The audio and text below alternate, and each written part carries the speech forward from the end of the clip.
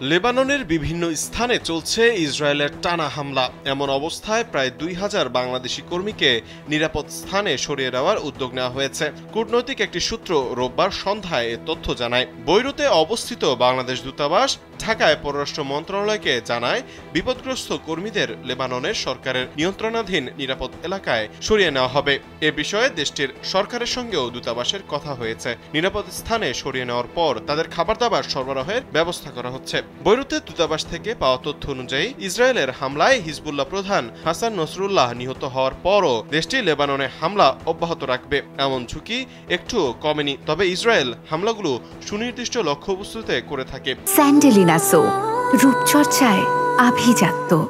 এ কারণে যুদ্ধ বাড়তে থাকার ঝুঁকি সত্ত্বেও বিপদে পড়া কর্মীরা এখনই দেশে ফিরতে চাচ্ছেন না। দেশে ফিরলে বেকার হয়ে পড়া ও আবার যাওয়ার ব্যাপারে অনিশ্চয়তা থাকায় এমন ভাবনা কর্মীদের। বৈরুতে বাংলাদেশের রাষ্ট্রদূত air vice marshal Javed Tanvir Khan গতকাল শনিবার এক ভিডিও বার্তায় লেবাননে বাংলাদেশের কর্মীদের নিরাপদ স্থানে থাকা ও সাবধানে চলাফেরা করার নির্দেশনা দিয়েছেন। রাষ্ট্রদূতের বার্তা অনুযায়ী বৈরুত, দক্ষিণ ও পূর্ব লেবাননে তাল পরিস্থিতি বিরাজ করছে।